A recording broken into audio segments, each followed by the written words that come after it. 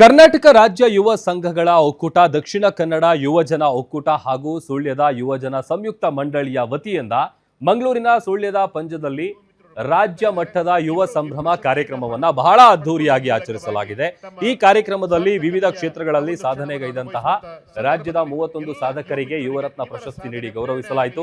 ಮಾಧ್ಯಮ ಕ್ಷೇತ್ರದಲ್ಲಿನ ಗಣನೀಯ ಸೇವೆಗೆ guarantee news Kalyana Karnataka bureau head Venkatesh ಕುಲಕರ್ಣಿಗೆ Yuvarathna ಪ್ರಶಸ್ತಿಯನ್ನ ನೀಡಲಾಗಿದೆ.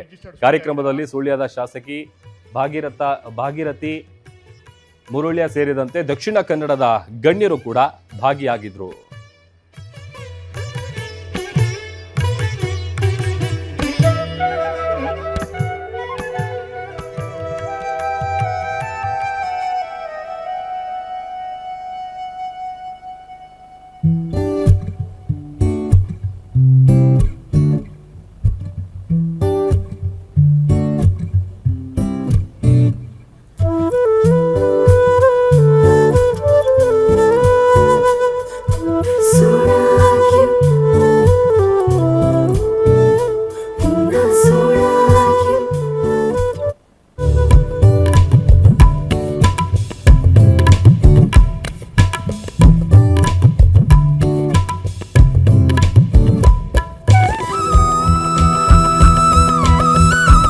ಅಭಿನಂದನೆಗಳು.